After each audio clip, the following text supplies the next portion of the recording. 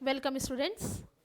Class 12 के board students को जिस मॉडल पेपर का इंतज़ार था, तो JCRT ने सभी विषयों का मॉडल पेपर निर्गत किया है। आज हम लोग यहाँ पर उपस्थित हैं क्लास 12 के बायोलॉजी क्वेश्चंस के साथ, मॉडल क्वेश्चंस के साथ, जो कि आपके एग्जामिनेशन के लिए इम्पॉर्टेंट हो सकते हैं। जैसा कि आपको पता है कि क्लास 12 का बोर्ड एग्ज़ाम का जो बायोलॉजी सब्जेक्ट होगा वो 70 मार्क्स का होगा और क्वेश्चन पेपर जो है वो 4 सेक्शन में डिवाइड किया गया है। आप देख रहे हैं group A, group B, group C, group D. Group A में आपको 25 MCQ क्वेश्चंस आएंगे जो 1 नंबर के रहेंगे। ग्रुप बी में 9 क्वेश्चंस रहेंगे। उन 9 क्वेश्चंस में आपको 7 क्वेश्चन करना अनिवार्य है और उनका मार्क्स भी जो है वो 1 नंबर का रहेगा। ग्रुप सी में टोटल 8 क्वेश्चंस दिए रहेंगे, जिसमें कि आपको कोई 6 क्वेश्चन ही करना है और वो 3 नंबर का रहेगा। और ग्रुप डी में आपको 6 क्वेश्चंस आएंगे, जिसमें कि आपको कोई 4 क्वेश्चन अटेम्प्ट करना है और वो 5 नंबर का रहेगा। तो इस तरह से हम लोग देखते हैं कि बायोलॉजी क्वेश्चंस जो है वो 70 मार्क्स का रहेगा। इसके अलावा जिस क्वेश्चन में डायग्राम, चित्र जरूरी है, वहाँ पर बेटा बायोलॉजी स्टूडेंट्स का ये डिमांड होता है कि उनको चित्र बनाना ही होगा। जिस क्वेश्चन में आपको लग रहा है कि इसको डायग्राम बेस्ड क्वेश्चन है 3 नंबर या 5 नंबर में, तो वहाँ पर आपको डायग्राम बनाना होगा। चलिए समय का सदुपयोग करते हुए हम लोग अपने MCQ रिवीजन सीरीज में बढ़ते हैं। JCRT द्वारा जो मॉडल क्वेश्चन पेपर बायोलॉजी का निर्गत किया गया है, हम लोग उस मॉडल क्वेश्चन पेपर का रिवीजन करते हैं। Question number 1, in angiosperms male gametes are formed by the division of. आवृतबीजी पौधों में नर युग्मक का निर्माण किसके विभाजन से होता है? आपके पास 4 ऑप्शंस है। A microspore mother cell, B microspore, C generative cell और डी वेजिटेटिव सेल। आपका सही जवाब हो जाएगा सी जनरेटिव सेल। क्योंकि आप जब मेरा पहला क्लास देखे होंगे sexual reproduction in flowering plant, Pushpi पौधों में लैंगिक जनन, तो उसमें ये क्लियर कर दिया गया था कि जो जनरेटिव सेल होता है, जनरेटिव सेल जो होता है, पॉलन ग्रेन में 2 सेल होते हैं, आप याद कीजिएगा। ये छोटा वाला जनरेटिव सेल, बड़ा वाला वेजिटेटिव सेल।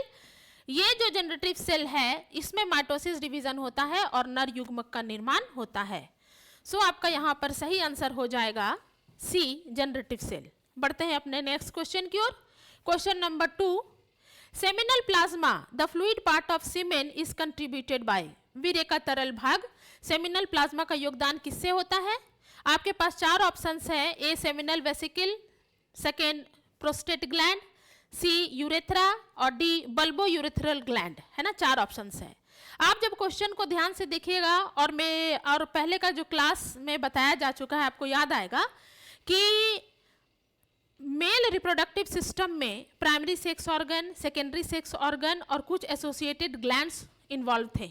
उन ग्लैंड्स में यहाँ पर 3 है, सेमिनल वेसिकल, प्रोस्टेट ग्लैंड और bulbo urethral gland.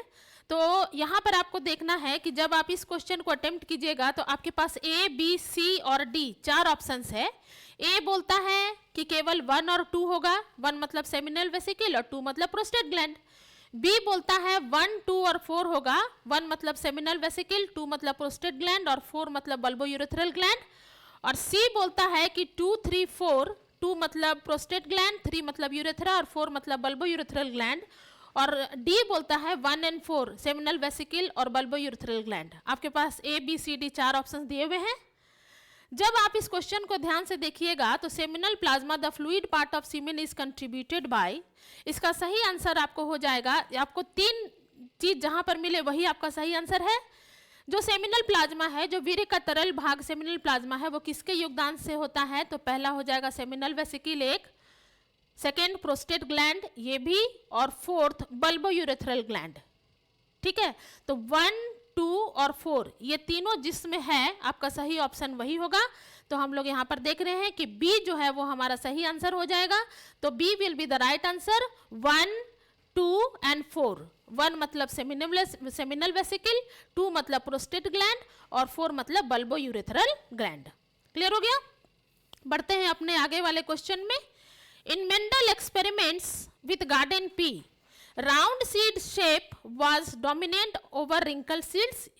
yellow cotyledon was dominant over green cotyledon. What are the expected phenotypes in the F2 generation of the cross? Capital R, capital R, capital Y is crossed with small r और capital Y and capital Y.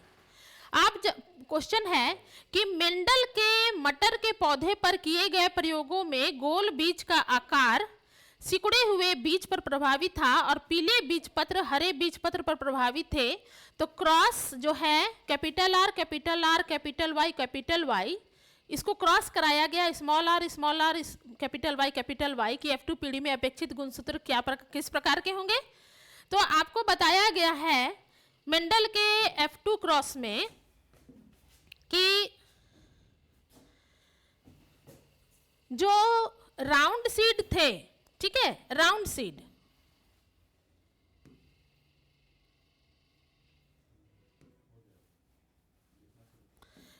Seeds के लिए capital R, ठीक, और yellow cotyledon के लिए capital Y.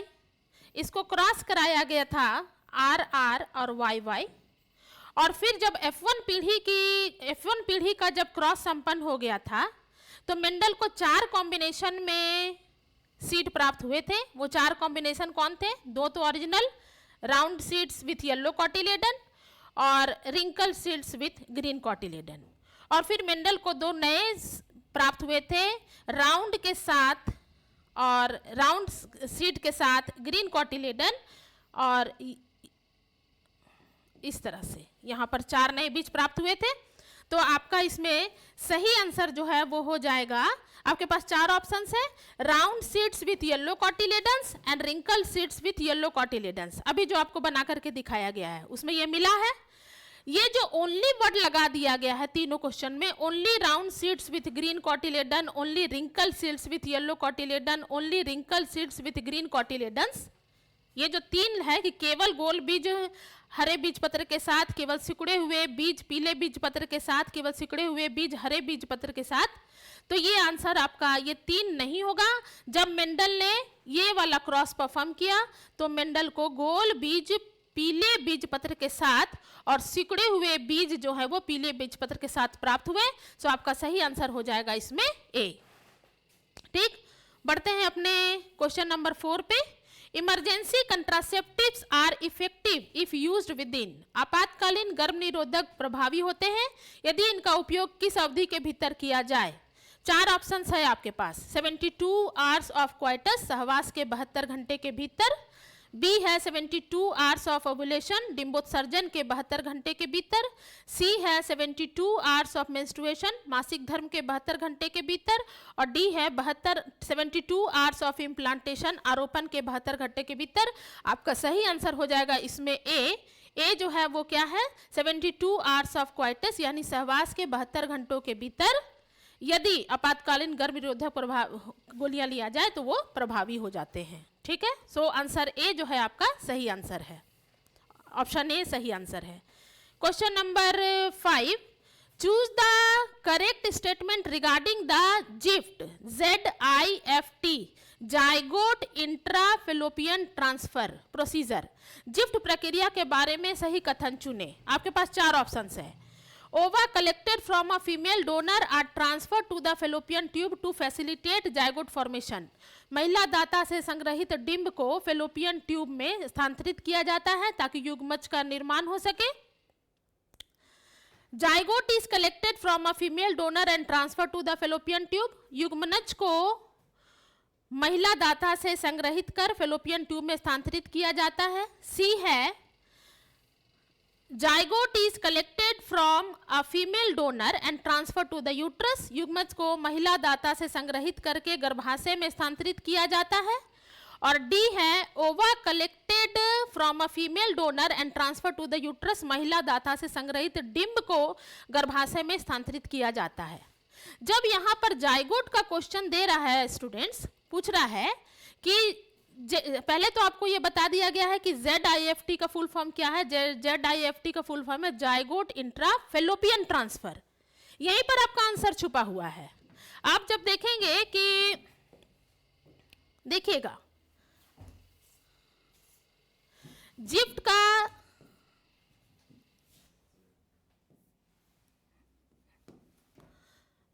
Zygote intra fallopian transfer, है ना, ये आपका फुल फॉर्म है जिफ्ट का। बात यहाँ पर युग्मज की हो रही, युग्मनज की, है ना, जाइगोट इंट्रा फेलोपियन ट्रांसफर।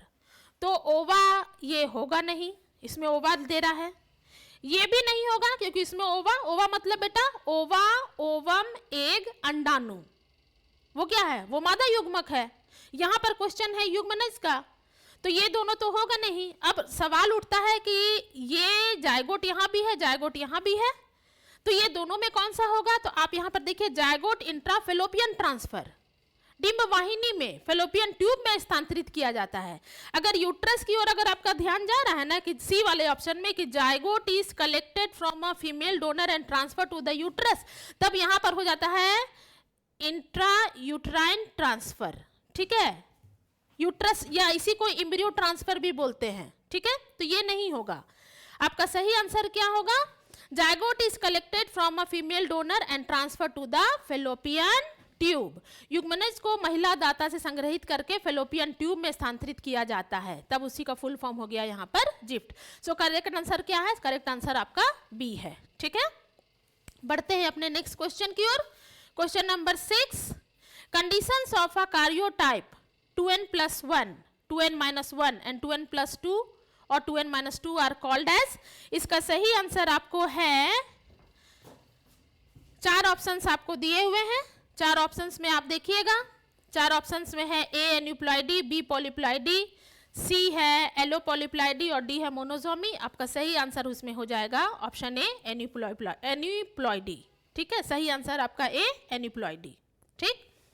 बढ़ते हैं अपने नेक्स्ट क्वेश्चन की ओर। Question number 7, in a dihybrid cross if you get 9:3:3:1 ratio it denotes that द्विलक्षणी संकरण में यदि 9:3:3:1 में अनुपात प्राप्त होता है तो ये क्या दर्शाता है? याद कीजिए, आपको मेंडल ने आनुवांशिकता के 3 नियम दिए थे, ठीक है, 3 नियम दिए थे। कौन कौन? पहला प्रभाविता का नियम यानी कि लॉ ऑफ डोमिनेंस, दूसरा विसंयोजन का नियम अर्थात लॉ ऑफ सेग्रीगेशन, और तीसरा स्वतंत्र अपयूहन का नियम यानी कि लॉ ऑफ इंडिपेंडेंट असॉर्टमेंट। तो जो डाइहाइब्रिड क्रॉस जब मेंडल ने किया था तो उनको 9:3:3:1 में उनको सारे कैरेक्टर्स मिले थे, है ना, फिनोटिपिक रेशियो यही था 9:3:3:1। तो बोलता है कि ये जब डाइहाइब्रिड क्रॉस हो गया, आपको ये भी बता दें कि मोनोहाइब्रिड क्रॉस के आधार पर, ठीक है, मोनोहाइब्रिड क्रॉस के आधार पर मेंडल को पहला नियम मिला था प्रभाविता का नियम या लॉ ऑफ डोमिनेंस, ये हो गया। और डाइहाइब्रिड क्रॉस के आधार पर, ठीक है, डाइहाइब्रिड यानी कि संकरण के आधार पर उनको 2 लॉ मिला था, लॉ ऑफ सेग्रीगेशन एक हो गया और लॉ ऑफ इंडिपेंडेंट असॉर्टमेंट हो गया ना, total 3 law, law of independent assortment ये हो गया। सो आप यहाँ पर देख रहे हैं कि मोनोहाइब्रिड क्रॉस के आधार पर 1 लॉ मिला था लॉ ऑफ डोमिनेंस और डाइहाइब्रिड क्रॉस के आधार पर 2 लॉ मिला था लॉ ऑफ सेग्रीगेशन और लॉ ऑफ इंडिपेंडेंट असॉर्टमेंट। यहाँ पर आपका क्वेश्चन पूछता है कि in a dihybrid cross if you get 9:3:3:1 ratio it denotes that, ये क्या दर्शाता है? ऑप्शन ए है the alleles of 2 genes are interacting with each other, 2 gene के एलील एक दूसरे के साथ परस्पर क्रिया कर रहे हैं। It is a multigenic inheritance, यह बहुजीनिक वंशानुक्रम है। C, it is a case of multiple allelism, यह एकाधिक एलिलिज्म का मामला है। और D, the alleles of 2 genes are segregating independently, segregating मतलब होता है कि जीन्स के जो 2 एलील है वो एक दूसरे से अलग होकर के भी अपने लक्षण को दर्शाते हैं। सो यहाँ पर आपका सही आंसर हो जाएगा डी, ठीक है, D, the alleles of 2 genes are segregating independently. Allele क्या हुआ? Single form of gene is known as allele. हमको पता है कि जीन जोड़े में पाए जाते हैं और सिंगल फॉर्म जो जीन का है वो एलील कहलाता है। तो बोलता है कि जो एलील है वो क्या कर रहा है, 2 जीन के एलील स्वतंत्र रूप से विभाजित हो रहे हैं, यानी कि लॉ ऑफ सेग्रीगेशन। और लॉ ऑफ इंडिपेंडेंट असॉर्टमेंट। सो आपका सही आंसर क्या हो जाएगा? ऑप्शन डी हो जाएगा आपका सही आंसर। बढ़ते हैं अपने नेक्स्ट क्वेश्चन की ओर। In the F2 generation of a Mendelian dihybrid cross, the number of phenotypes and genotypes are, बेटा phenotypes और genotypes पढ़ाया हुआ है। phenotypes मतलब होता है किसी भी जीव का जो बाहरी रूप रंग जो आपको दिख रहा है उसको कहते हैं phenotypes। जैसे हम बोलेंगे कि बीज पीले रंग का है, तो पीला रंग आप कैसे जाने? पीला रंग देख के जान रहे हैं। बीज गोल है, कैसे जान रहे हैं? गोल देख करके जान रहे हैं। तो किसी भी जीव का जो बाहरी रूप रंग जो आप देख पाते हैं, बाहरी लक्षण जो एक्सटर्नल कैरेक्टर है, वो फिनोटाइप्स कहलाता है। और उसका जो जीन का जो कॉन्स्टिट्यूशन है, जो जेनेटिक स्ट्रक्चर है, वो उसका जीनोटाइप्स कहलाता है। तो आपको याद आ रहा है कि F2 जनरेशन, फिर यहाँ पर आपका ध्यान जाना चाहिए, यहाँ पर बात हो रही है डाईहाइब्रिड क्रॉस की। डाईहाइब्रिड क्रॉस मतलब द्विसंकर संकरण, जिसमें मेंडल ने 2 लक्षण लिए थे, बीज का रंग और बीज की आकृति। बीज का रंग मतलब पीला और हरा, बीजपत्र पीले रंग का बीजपत्र, हरे रंग का बीजपत्र, और बीजों की आकृति राउंड सीड्स, रिंकल सीड्स, है ना, गोल बीज और झुर्रीदार बीज। तो 2 लक्षण को लेकर के जब मेंडल ने संकर कराया तो उसे डाईहाइब्रिड क्रॉस कहा जाता है। और इसमें फिनोटाइप्स और जीनोटाइप्स कैसा था आपको याद आ जाएगा। इसमें फिनोटाइप्स जो था वो 9:3:3:1, देखने में 9 1 2 3 4 हो गया। लेकिन जब आप इसको टोटल जोड़ेंगे तो 9 3 12 3 15 1 16। सो आपका सही आंसर हो जाएगा। आप देखिएगा जब चारों ऑप्शन आप देखिएगा, फिनोटाइप्स ए में है फिनोटाइप्स 4 और जीनोटाइप्स 16, हिंदी में वही लिखा हुआ है। बी में फिनोटाइप्स 9 और जीनोटाइप्स 4, सी में फिनोटाइप्स 4 और जीनोटाइप्स 8, और डी में फिनोटाइप्स 4 और जीनोटाइप्स 9। लेकिन हम लोगों को यहाँ रेशियो याद है ना, 9:3:3:1। F2 जनरेशन का जो रेशियो था वो क्या था? 9:3:3:1। तो इसका फिनोटाइप कितना हो जाएगा? फिनोटाइप हो जाएगा 4 और जीनोटाइप्स 9 3 12 12 3 15 और 1 16। सो आपका सही आंसर कौन हो जाएगा? सही आंसर हो जाएगा ए, फिनोटाइप्स 4 और जीनोटाइप्स 16। क्लियर? बढ़ते हैं अपने नेक्स्ट क्वेश्चन की ओर। Question number 9। DNA is a polymer of nucleotides which are linked to each other by 3' to 5' direction phosphodiester bond.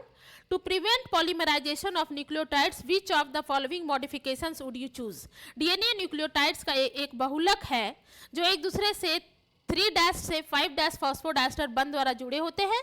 Nucleotides के बहुलीकरण को रोकने के लिए आप निम्नलिखित में से कौन सा संशोधन चुनेंगे? आपके पास 4 ऑप्शंस हैं। पहला है replace purine with pyrimidine, purine को पिरामिडिन से बदल देंगे। Replace 3' hydroxy OH group in deoxyribose, deoxyribose में 3' OH समूह को हटा देंगे या बदलेंगे। सी है replace 2' OH group with some other group in deoxyribose, deoxyribose में 2' OH समूह को किसी अन्य समूह में बदलेंगे, और both B and C, B और सी दोनों। जब आप इस MCQ को ध्यान से देखेंगे तो आपका जो सही आंसर है वो बी भी है और सी भी है। तो आपका सही आंसर क्या हो जाएगा? सही आंसर हो जाएगा बोथ बी एंड सी। ठीक है। सो क्वेश्चन नंबर 9 का सही answer both B and C. Question number 10। While analyzing the DNA of an organism, a total number of 5386 nucleotides were found, out of which the proportion of different bases was: adenine का है 29%, guanine का है 17%, cytosine का 32% और thiamine का 17%। Considering the Chargaff's rule, it can be concluded that, लिखा है कि एक जीव के DNA का विश्लेषण करते समय कुल 5386 न्यूक्लियोटाइड पाए गए, जिनमें से विभिन्न आधारों का अनुपात था: एडेनिन 29%, ग्वानिन 17%, साइटोसिन 32%, थायमिन 17%। तो चारगेफ के नियम को ध्यान से रखते हुए यह निष्कर्ष निकाला जा सकता है कि आपके पास 4 ऑप्शंस है। Option A, it is a double standard circular DNA या डबल स्टैंडर्ड गोलाकार DNA है। It is a single standard DNA या एकल स्टैंडर्ड डीएनए है, it is a double standard linear DNA या डबल स्टैंडर्ड रैखिक डीएनए है, and no conclusion can be drawn. तो आपका सही आंसर इसमें जो हो चारगफ रूल के हिसाब से इसमें सही आंसर हो जाएगा B, it is a single standard DNA या एकल स्टैंडर्ड डीएनए है। ठीक, याद रखिएगा, ये जब क्वेश्चन आएगा तो ये चारगफ रूल को ध्यान में रखते हैं, तो बी जो है वो it is single standard DNA. Question number 11, if Michelson and Stahl's experiment is continued for 4 generations in bacteria, the ratio of N15 by N15, ratio N15 by N14, ratio N14 by N14 containing DNA in the 4th generation would be। यदि Michelson और Stahl का प्रयोग bacteria में 4 पीढ़ियों तक जारी रखा जाता है तो N15 by N15 अनुपात N15 by N14 14 अनुपात N14 by N14 डीएनए का अनुपात चौथी पीढ़ी में क्या होगा। सबसे पहले आपको ये बता दें कि Michelson एंड Stahl ने सेमी कंजर्वेटिव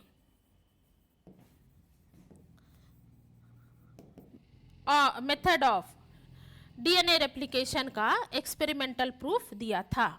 ठीक है, डीएनए रेप्लिकेशन का एक्सपेरिमेंटल प्रूफ दिया था। इन्होंने यहाँ जो बैक्टीरिया लिखा है, इन्होंने ई कोलाई नामक बैक्टीरिया पर अपना रिसर्च किया था। ये N15 क्या है, N15 जो है वो हेवी नाइट्रोजन है। ठीक है, नाइट्रोजन आइसोटोप्स, हेवी नाइट्रोजन। और N14 क्या है, N14 जो है वो लाइट नाइट्रोजन है। ठीक है, आप जब इसको रेगुलर क्लास करके देखे होंगे तो आपको दिखा होगा कि डीएनए रेप्लिकेशन में मान लो ये डीएनए का डबल स्टैंडर्ड है, तो अगले पीढ़ी में ये दोनों जो है वो ओल्ड स्ट्रैंड के जैसा काम करते हैं और इस पर जो नया स्ट्रैंड है वो आकर के जुड़ता है। ठीक है, ये जो है ये कहला जाएगा न्यू स्ट्रैंड और ये कहला जाएगा ओल्ड स्ट्रैंड। ठीक है, तो इस तरह से सेमी कंजर्वेटिव क्या बोलता है कि डीएनए के 2 स्ट्रैंड को जब सेपरेट किया जाता है तो इनमें जो और तब जब नेक्स्ट पीढ़ी में जो नया डीएनए बनेगा तो एक रहेगा पुराना स्ट्रैंड और एक रहेगा नया स्ट्रैंड, फिर ये इधर आ गया, एक रहेगा पुराना स्ट्रैंड और एक रहेगा नया स्ट्रैंड। तो आप जब इस क्वेश्चन को ध्यान से पढ़ेंगे तो चौथी पीढ़ी में जो Michelson एंड Stahl के द्वारा जो एक्सपेरिमेंट कराया गया, तो चौथी पीढ़ी में ये वाला अनुपात जो है वो आपको मिल जाएगा। Option D will be the right answer, 1:1:3। मतलब N15 by N15 कितना हुआ 1, N15 by N14 कितना हुआ 1 और N14 by N14 कितना हुआ 3। So the correct answer will be option D, 1:1:3। बढ़ते हैं अपने नेक्स्ट क्वेश्चन में। Question number 12, the most important feature in a plasmid to be used as a vector is, plasmid है ना, ये बायोटेक्नोलॉजी पोर्शन से लिया हुआ है। ठीक है, बायोटेक्नोलॉजी पोर्शन से लिया हुआ है। What is plasmid? Plasmid is an extra chromosomal DNA, bacterial cell में एक्स्ट्रा क्रोमोसोमल डीएनए। और इसका काम क्या है? इसका काम होता है, आपके पास 4 ऑप्शंस है। The most important feature in a plasmid to be used as a vector, plasmid में सबसे महत्वपूर्ण विशेषता जिसे एक वेक्टर के रूप में उपयोग किया जाता है। 4 ऑप्शंस है। ओरिजिन ऑफ रेप्लिकेशन, उत्पत्ति का प्रतिकृति। बी है presence of a selectable marker, चयन करने योग्य चिन्ह की उपस्थिति। सी है presence of sites for restriction endonuclease, प्रतिबंध एंडोन्यूक्लियस के स्थलों की उपस्थिति। और डी है इट्स साइज, इसका आकार। तो जब आप ये 4 ऑप्शन पढ़ेंगे तो आपका सही ऑप्शन जो है वो ऑप्शन ए है, ओरिजिन ऑफ रेप्लिकेशन, जहां से रेप्लिकेशन शुरू होता है। रेप्लिकेशन मतलब वह प्रक्रिया जिसमें डीएनए अपने ही जैसा एक और प्रतिकृति या एक और कॉपी तैयार करता है, उस प्रक्रिया को रेप्लिकेशन कहते हैं। तो प्लाज्मिड का रोल कहाँ है? प्लाज्मिड का रोल है ओरिजिन ऑफ रेप्लिकेशन, यानी उत्पत्ति का प्रतिकृति। तो सही ऑप्शन आपका क्या है? Option A is the right answer. Question number 13, C peptide of human insulin is, मानव इंसुलिन का सी पेप्टाइड है? 4 ऑप्शंस है। A part of mature insulin molecule, परिपक्व इंसुलिन अणु का एक हिस्सा, responsible for formation of disulphide bridges, disulphide bridge के निर्माण के लिए जिम्मेदार। सी है remove during maturation of pro insulin to insulin, pro insulin से इंसुलिन में परिपक्वता के दौरान हटाया जाता है। और responsible for its biological activity, इसके जैविक कार्य के लिए जिम्मेवार। तो इसमें आपका जो सही ऑप्शन है वो है आपका option C, C peptide of human insulin is C removed during maturation of pro insulin to insulin, pro insulin से इंसुलिन में परिपक्वता के दौरान इसे हटाया जाता है। Question number 14, according to Allen's rule the mammals from colder climates have. Allen's rule आप जब इकोलॉजी वाले पोर्शन में पढ़ रहे होंगे तो एलेंस रूल क्या कहता है, देखिएगा। एलेंस रूल ये कहता है कि एलन के नियम के अनुसार ठंडे जलवायु के स्तनधारियों में कौन सा कैरेक्टर होगा? बेटा यहाँ 4 कैरेक्टर है। Shorter years and longer limbs, छोटे कान और लंबे अंग। लिम्स मतलब हाथ को बोलते हैं फोर लिम्ब और पैर को बोलते हैं हिंड लिम्ब, है ना। तो ऑप्शन ए है shorter years and longer limbs, छोटे कान और लंबे अंग। बी है longer years and shorter limbs, लंबे कान और छोटे अंग। सी है longer years and longer limbs, लंबे कान और लंबे अंग। और डी है shorter years and shorter limbs. एलेंस rule क्या बोलता है कि ठंडे प्रदेश में आपका जो हीट गेन है वो मैक्सिमम होना चाहिए, ठीक है, मैक्सिमम। और हीट लॉस जो है वो मिनिमम होना चाहिए। ये एलेंस रूल का नियम है, ठीक है। गेन मतलब लेना, लॉस मतलब निकलना। तो एलेंस रूल कहता है कि कोल्डर क्लाइमेट में जो स्तनधारी हैं उनमें हीट गेन ज़्यादा होना चाहिए और हीट लॉस कम होना चाहिए।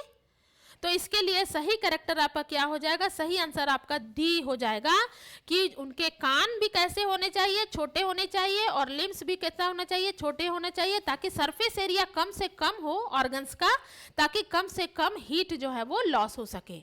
तो आपका सही आंसर हो जाएगा shorter years and shorter limbs, एलेंस rule के हिसाब से, ठीक है। Question number 15, pyramid of numbers is, very easy question. Pyramid of numbers is, संख्या का पिरामिड है।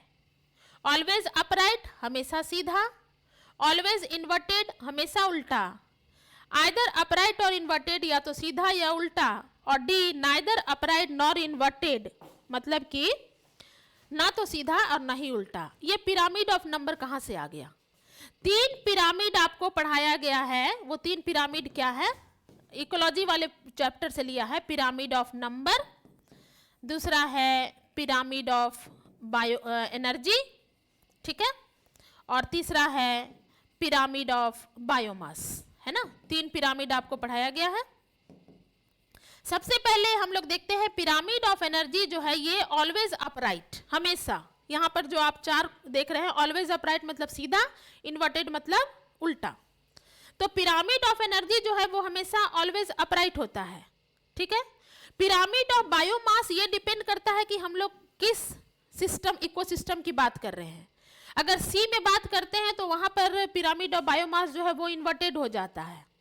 लेकिन पिरामिड ऑफ नंबर की बात करें तो पिरामिड ऑफ नंबर जो है वो या तो सीधा भी हो सकता है या उल्टा भी हो सकता है। सो क्वेश्चन नंबर 15 का जो सही आंसर है, पिरामिड ऑफ नंबर को लेकर के पूछा गया है, तो सही आंसर आपका हो जाएगा सी, आइदर अपराइट और इन्वर्टेड, या तो सीधा या उल्टा। ये पिरामिड ऑफ नंबर का सही आंसर है, ठीक है। Question number 16, HIV that causes AIDS first start destroying, AIDS का कारण बनने वाले HIV सबसे पहले नष्ट करता है। HIV human immuno deficiency virus, है ना, ह्यूमन इम्यूनो डिफिशियंसी वायरस। ये वो वायरस है जो एड्स नामक बीमारी, में सबसे पहले किसको नष्ट करता है?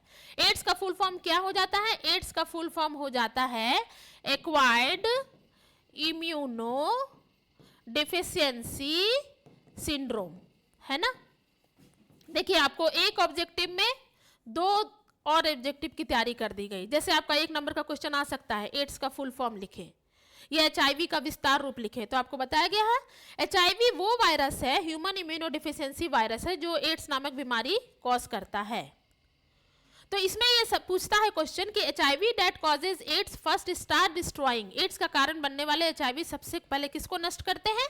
आपके पास 3 ऑप्शंस है, helper T lymphocytes, B lymphocytes और ल्यूकोसाइट्स। आपका सही आंसर हो जाएगा इसमें हेल्पर टी लिम्फोसाइट्स। ठीक है, 2 तरह के टी लिम्फोसाइट्स पढ़े हैं, हेल्पर और किलर, लेकिन आपका सही आंसर क्या हो जाएगा? सही आंसर यहाँ पर हो जाएगा ए, हेल्पर टी लिम्फोसाइट्स को सबसे पहले एचआईवी नष्ट करता है। ठीक, question number 17, which of the following is example of hormone releasing IUD? IUD intra uterine devices, है ना, आईयूडीज। ठीक, निम्नलिखित में से कौन हार्मोन उत्सर्जक आईयूडी का उदाहरण है? और आईयूडी का उदाहरण, आईयूडी क्या हुआ बेटा? जब अनचाहा गर्भ को रोकने का एक प्रक्रिया, अनवांटेड प्रेगनेंसी को रोकने का कंट्रासेप्शन मेथड, कंट्रासेप्टिव मेथड। तो यहां पर आपको बोल रहा है कि हार्मोन रिलेटेड कौन है? आपके पास 4 ऑप्शंस है। ए है सीयूटी, सीयूटी मतलब copper T and multi lobed 375, LNG20 and progestasert, ये सेकंड हो गया, लिप्स लूप और D both B and C. तो आपको बता दें कि हार्मोनल कंट्रासेप्टिव जो है वो क्या है? वो है आपका LNG20 और प्रोजेस्टासेट। ये एग्जाम्पल में ये ऐसे भी 1 नंबर का याद करना होगा कि एक हार्मोन उत्सर्जक आईयूडी का उदाहरण दे। 1 नंबर का क्वेश्चन इसका आने का चांस रहता है। ठीक है, तो आपको यहाँ पर बता दिया गया है कि ये 4 इंट्रायूटराइन डिवाइसेस हैं, 3 हैं, copper T and multiload 375, LNG20 and progestasert और लिप्स लूप। तो सही आंसर आपका, चूंकि हार्मोन दे दिया है तो हार्मोन रिलीजिंग आईयूडी, हार्मोन उत्सर्जक आईयूडी कौन है? हार्मोन उत्सर्जक आईयूडी आपका LNG20 और प्रोजेस्टासेट है। तो सही आंसर आपका बी हो जाएगा। ठीक है, क्वेश्चन नंबर 17।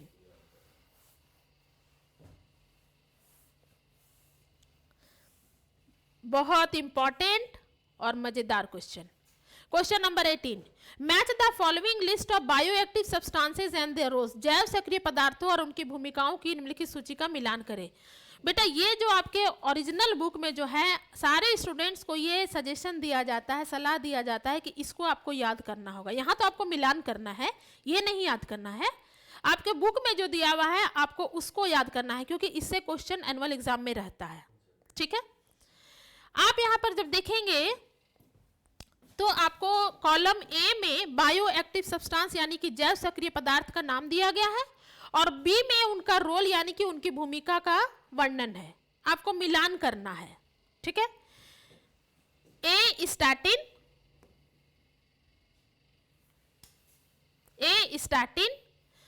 बी साइक्लोस्पोरिन ए, सी स्ट्रेप्टोकाइनेज और डी लाइपेज। आप जब अपने बुक से याद कर लेंगे तो आप वहां पर पढ़ेंगे, आप जब इस 4 को देखेंगे और फिर बताया गया है कि ए बी सी डी ये 4 बायोएक्टिव सब्सटेंस है, स्टैटिन, साइक्लोस्पोरिन ए, स्ट्रेप्टोकाइनेज और लाइपेज, और दाएं तरफ रोल दिया गया है रिमूवल ऑफ ऑयल स्टेन्स, तेल के धब्बों को हटाना। सेकेंड है आपका removal of clots from blood vessels, रक्त वाहिकाओं से थक्कों को हटाना, लोअरिंग ऑफ ब्लड कोलेस्ट्रॉल, रक्त कोलेस्ट्रॉल को कम करना, और डी 4th है इम्यूनोसप्रेसिव एजेंट यानी प्रतिरक्षा दमनकारी एजेंट। अब ये जब क्वेश्चन आप ये दोनों टेबल जब आप ध्यान से पढ़ लेंगे तो एक्चुअली आपका एमसीक्यू सॉल्व करने का पोर्शन यहाँ है। Choose the correct match. अब आपको इस तरह के क्वेश्चंस पूछे जाते हैं, चूज द करेक्ट मैच। आप जब इसको ध्यान से पढ़ेंगे ए बी सी डी, तो आपको दिया हुआ है जैसे पहला वाला में देखिए ए का सेकेंड, बी का थर्ड, सी का 1, डी का 4th एंड सो ऑन। जब आपको ये चारों ध्यान से देखना होगा, लेकिन उससे पहले आपका कमांड होना चाहिए इस टेबल पे। जैसे इसको हम लोग भी याद किए थे, जब हम लोग स्टूडेंट थे तो हम लोग भी इसको याद किए थे। आप जब इसको ध्यान से देखिएगा, लाइपेज एक ऐसा एंजाइम है जो तेल के दाग धब्बों को छोड़ाने के लिए काम आता है। आसान करना याद है, lipase enzyme that remove the stains of lipid या ऑयल, है ना, रेगुलर क्लास में पढ़ाया गया था। तो लाइपेज एक ऐसा एंजाइम है जो रिमूव ऑफ ऑयल स्टेन्स, तेल के धब्बों को हटाना। तो हमको एक क्लू तो मिल गया कि डी का 1 होगा। अब यहां पर जब हम नजर देख रहे हैं, यही क्वेश्चन सॉल्व करने का तरीका यही है बेटा। कोई एक या दो क्वेश्चन जो है वो जब आंसर जब कमांड में आ जाए तो कॉन्फिडेंस बढ़ जाता है। जैसे हमको पहला ही बार में हमको मिल गया कि लाइपेज जो है वो रिमूवल ऑफ ऑयल स्टेन, तेल के धब्बों को हटाता है, ये एक ऐसा एंजाइम है। तो हम यहाँ पर देख रहे हैं कि डी का 1, हम एकदम कॉन्फिडेंट है कि डी का 1 होगा। तो मेरा नजर गया कि अरे ये वाला डी का 1 पकड़ा गया है, डी का 1। यहाँ पर ए में दिया है डी का 4, बी में दिया है डी का 3, सी में दिया है डी का 3, डी में दिया है एक डी का 1, डी में डी का 1, ये हो भी रहा है। तो अगर इसको ध्यान में रखते हैं, एक क्लू हमको मिल गया कि मेरा मे बी आंसर सही होगा, लेकिन जरा हम देखें कि और सारा ऑप्शन सही है कि नहीं, क्योंकि हम इसमें कॉन्फिडेंट थे कि लाइपेज वो एंजाइम है जो तेल के धब्बों को हटाता है। तो एक हमको मिल गया डी का 1। अब देखते हैं कि ए का 3 दिया हुआ है, तो ए स्टैटिन और 3 है लोअरिंग ऑफ ब्लड कोलेस्ट्रॉल, एकदम सही। स्टैटिन वो सब्सटेंस है जो ब्लड कोलेस्ट्रॉल को कम करता है, मिल गया। बी का 4 साइक्लोस्पोरिन ए का इम्यूनोसप्रेसिव एजेंट, साइक्लोस्पोरिन वो है जो प्रतिरक्षा दमनकारी एजेंट के रूप में कार्य करता है। और सी का 2, सी है स्ट्रेप्टोकाइनेज, स्ट्रेप्टोकाइनेज वो एंजाइम है जो removal of clots from blood vessels, रक्त वाहिकाओं से थक्कों को हटाता है। तो चूंकि हमने इस आंसर को अपने ओरिजिनल बुक से याद भी किया था, आपको भी याद करना होगा बेटा, है ना। एग्जामिनेशन में कुछ कुछ आंसर्स होते हैं जहां बच्चों को आंसर याद करना होता है। तो आप जब इसको अच्छे से याद कर लेंगे तो आपको दिख रहा है यहाँ पर कि ऑप्शन डी जो है वो मेरा सही आंसर है। So option D is the correct answer. Option D मतलब ए का 3 statin lowering of blood cholesterol, B का 4 cyclosporin A immunosuppressive agent, C का 2 स्ट्रेप्टोकाइनेज, सी का 2 removal of clots from blood vessels, और डी का 1 lipase removal of oil stains. So the correct answer is D. ठीक। Question number 19. In a certain taxon of insects, some have 17 chromosomes and the others have 18 chromosomes. The 17 and 18 chromosome bearing organisms are, कीड़ों के एक निश्चित वर्ग में कुछ में 17 गुणसूत्र होते हैं और अन्य में 18 गुणसूत्र होते हैं। 17 और 18 गुणसूत्रों वाले जीव हैं। आपको याद आ गया है कि इसमें जो है ये सेक्स डिटर्मिनेशन, लिंग निर्धारण वाले क्वेश्चन से होते हैं। सारे फीमेल इंसेक्ट्स का जो गुणसूत्र है वो XX और मेल का जो है इस तरह से होता है। तो इसमें जो पूछ रहा है, इस क्वेश्चन में पूछ रहा है कि 17 और 18 क्रोमोसोम्स बियरिंग ऑर्गेनिजम्स आर। बेटा 17 हो जाएगा मेल नर और 18 हो जाएगी फीमेल, एक ज्यादा, फीमेल एक ज्यादा। तो पूछता है कि 17 and 18 chromosomes bearing organisms are, कौन कौन है। तो 17 और 18 को लेकर के ध्यान देखना होगा। हम बता देंगे यहाँ 17 मेल यानी कि नर होगा और 18 फीमेल यानी कि मादा होगी। तो 17 मेल्स एंड फीमेल्स रिस्पेक्टिवली, क्रमशः का मतलब होता है पहले आप 17 पे देखेंगे और फिर 18 पर देखेंगे। बी है females and males, C all males, D all females. All males और ऑल फीमेल्स ये तो होगा नहीं। अब हम लोग आते हैं ये दोनों पे। तो यहाँ पर चूंकि क्रमशः लिख दिया है तो 17 हम पहले ही बता चुके हैं, 17 मेल और 18 फीमेल। तो आपका सही ऑप्शन हो जाएगा ए, 17 गुणसूत्र वाले जो हैं वो नर और 18 गुणसूत्र वाले जो हैं वो मादा इंसेक्ट या कीट होंगे। सो सही option A, males and females respectively. बढ़ते हैं अपने नेक्स्ट क्वेश्चन में।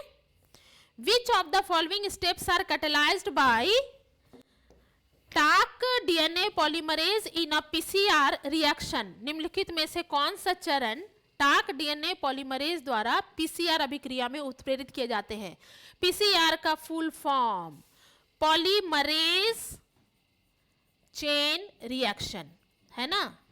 जिसे के मूलिस ने दिया था रिएक्शन, ये याद करना होगा, 1 नंबर का आने का चांस है। What is the full form of PCR?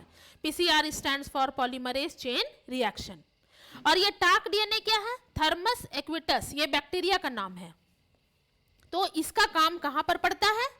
लिखता है। अच्छा, एक चीज और है, पीसीआर का जो 3 स्टेप्स हैं, डीनेचुरेशन, एनिलिंग और एक्सटेंशन, ये आपके बुक में दिया हुआ है।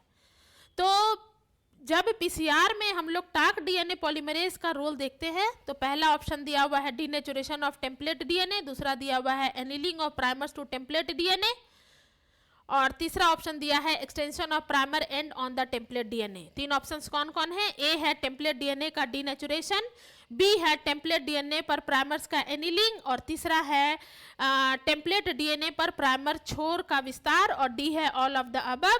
जब आप इसको ध्यान से देखेंगे तो टाक डीएनए का जो है थर्मस एक्विटस का जो बनाया हुआ डीएनए पॉलीमरेज है, उसका रोल हो जाता है आपका सी पर extension of primer end on the template DNA, template DNA पर प्राइमर छोर का विस्तार। ये आपका सही आंसर हो जाएगा, ऑप्शन सी।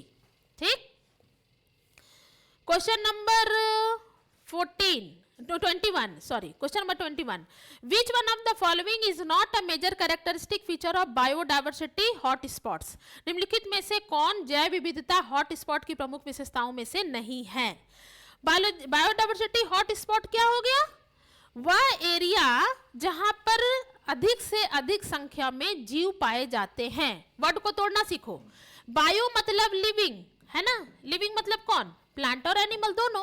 और डाइवर्सिटी मतलब होता है विविधता, है ना? विभिन्न प्रकार के जो जीव पाए जाते हैं, मे बी प्लांट और एनिमल बोथ।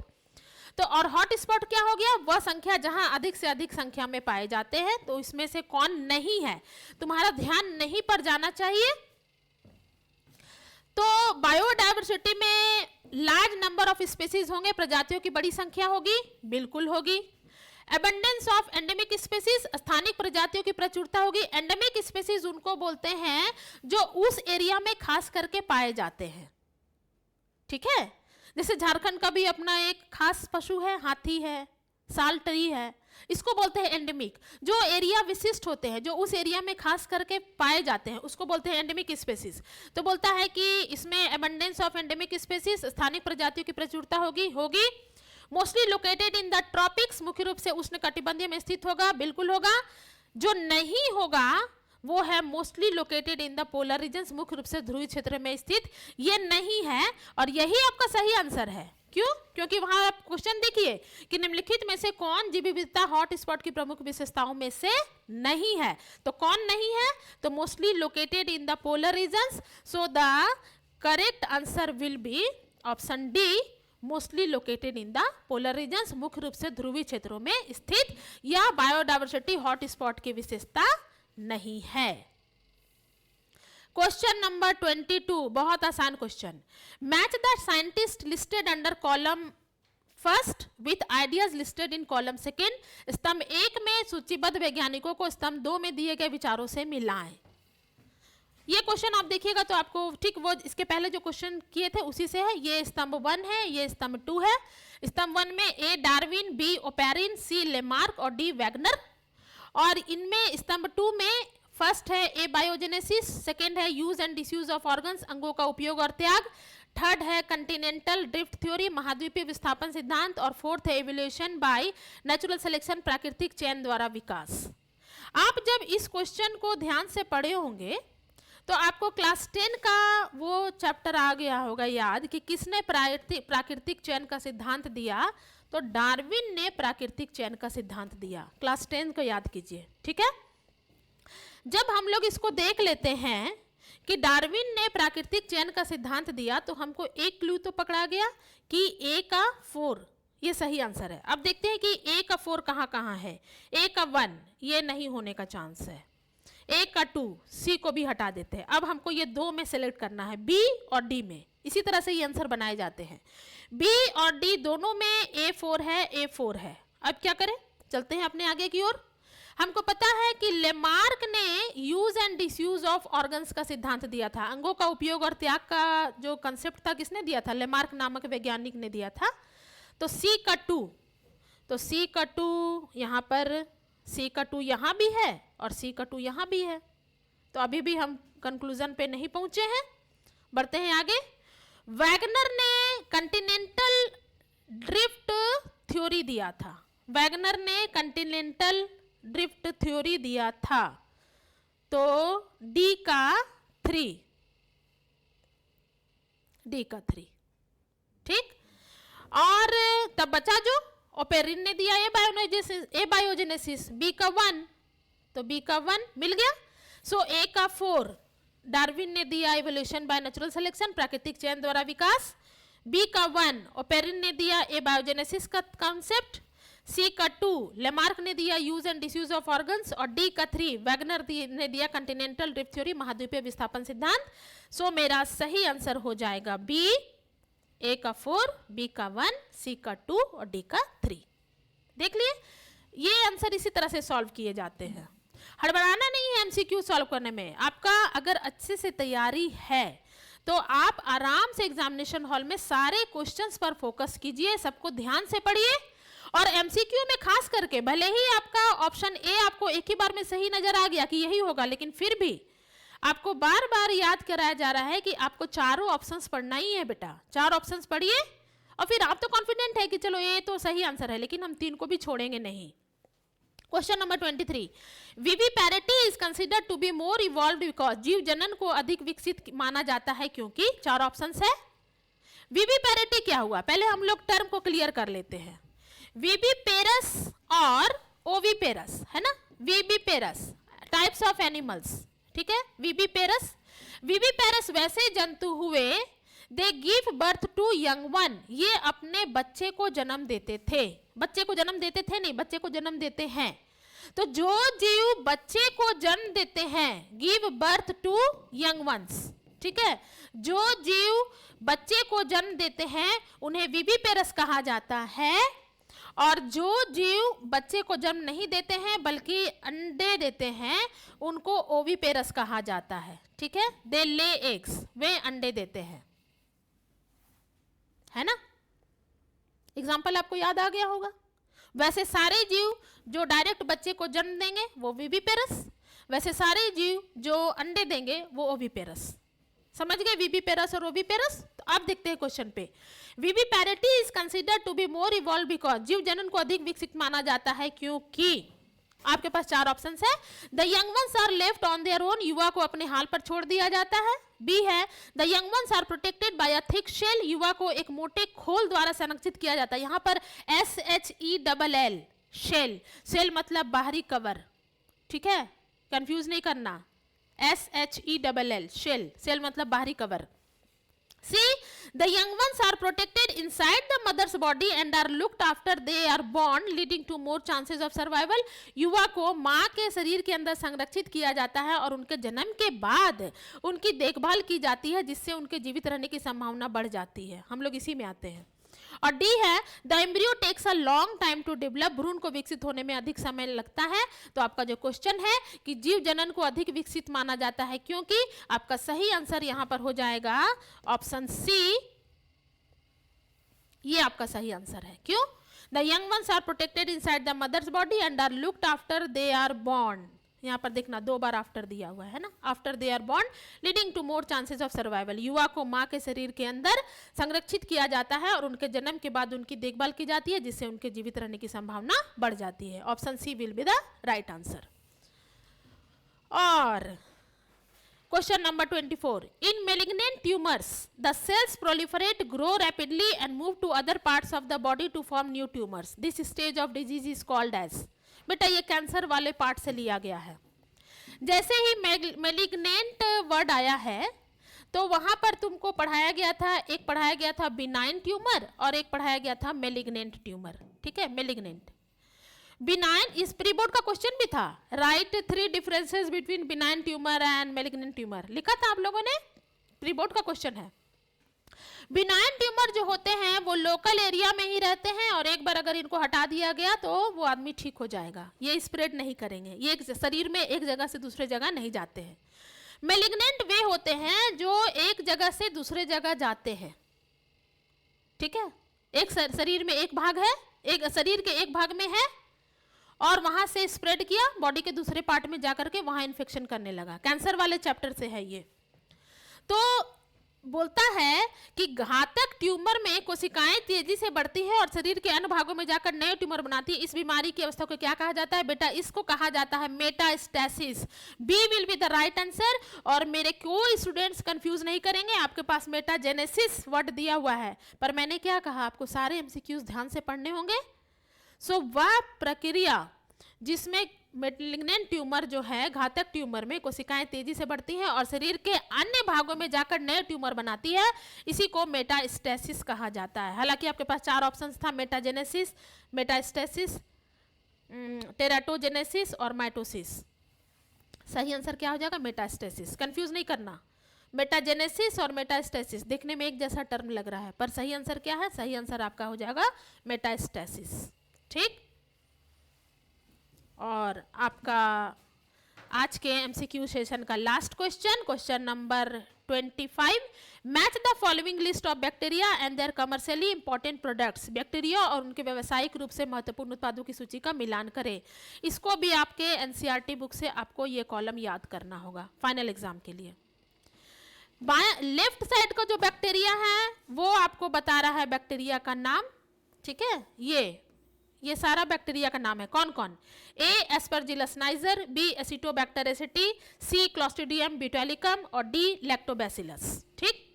और दाहिने तरफ का जो है इन चारों बैक्टीरिया से यहाँ पर 4 उत्पाद बनाए गए हैं, अभी ये मिलान नहीं किया हुआ है। तो फर्स्ट है लैक्टिक एसिड यानी लैक्टिक अम्ल, सेकंड है ब्यूटारिक एसिड यानी कि ब्यूटारिक अम्ल, सी है एसिटिक एसिड यानी कि एसिटिक अम्ल और डी है साइट्रिक एसिड यानी कि साइट्रिक अम्ल। अब आपको मिलान करना है। ये ठीक पहले ही जैसा क्वेश्चन है जो हम लोग पहले सॉल्व कर चुके हैं। देखिए ये वाला पार्ट देखिए, ए का ये 4 ऑप्शंस, बी का 4 ऑप्शंस, सी का 4 ऑप्शंस, डी का कौन होगा ये हम लोग को चुनना है। जब हम लोग इस टेबल को ध्यान से देखेंगे, ये टेबल जो है लेफ्ट टेबल जो है वो बता रहा है बैक्टीरिया का नाम और बी टेबल बता रहा है इसके प्रोडक्ट्स का नाम। हम लोगों को पता है बेटा लैक्टोबैसिलस लैक्टिक एसिड आप लोग बनाता है। लैक्टोबैसिलस किस में होता है? दही में होता है। क्वेश्चन भी तो आता है, दही में उपस्थित बैक्टीरिया का नाम बताएं। लैक्टोबैसिलस, ये सारा बैक्टीरिया का नाम है। और लैक्टोबैसिलस से लैक्टिक अम्ल मिलता है, तो हमको एक तो क्लू मिल गया, तो हमको मिला डी का 1। चलो भाई डी का 1 खोजते हैं। डी का 1, अरे ये तीनों में है, ए में भी डी का 1, बी में भी डी का 1, सी में भी डी का 1, केवल इसको हम लोग हटा सकते हैं, इस पे अब हम लोग ध्यान नहीं देंगे। तो ए मिल गया है डी का 1। एस्परजिलस नाइजर, एक चीज और देखना, एसिटोबैक्टर एसिटी से एसिटिक एसिड बनता है, सिरका। एसिटोबैक्टर एसिटी एसिटिक एसिड, तो क्या मिला? बी का 3। तो देखते हैं बी का 3 यहाँ भी है और यहाँ भी है, बी का 3, बी का 3। तो अब हम लोग इसको भी नहीं देखेंगे, अब हम लोग ये दोनों में मिलान करेंगे। 2 ऑप्शंस तो मेरे ऐसे ही हट गए, हमको बी की ओर नहीं देखना है, हमको डी की ओर नहीं देखना है, अब हमको ये दोनों पे फोकस करना है, ए और सी पे। इसमें भी डी का 1, डी का 1, बी का 3, बी का 3। अब देखते हैं एस्परजिलस नाइजर से साइट्रिक एसिड, ए का 4,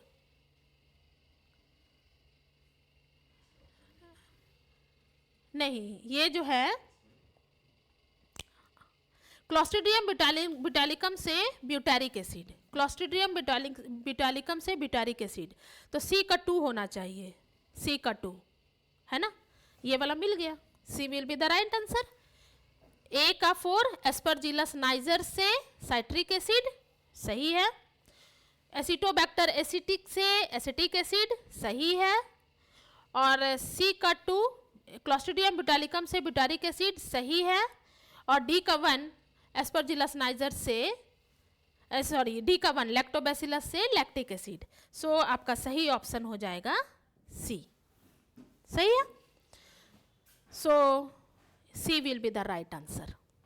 एक बार इसको देख लेते हैं, सी में ए का 4 एस्परजिलस नाइजर से साइट्रिक एसिड सही, बी का 3 एसिटोबैक्टर एसिटी से एसिटिक एसिड सही, सी का 2 क्लोस्ट्रीडियम ब्यूटालिकम से ब्यूटारिक एसिड एकदम सही, और डी का 1 लैक्टोबैसिलस से लैक्टिक एसिड एकदम सही। सो मेरा सही आंसर इसमें जाएगा C, C will be the right answer.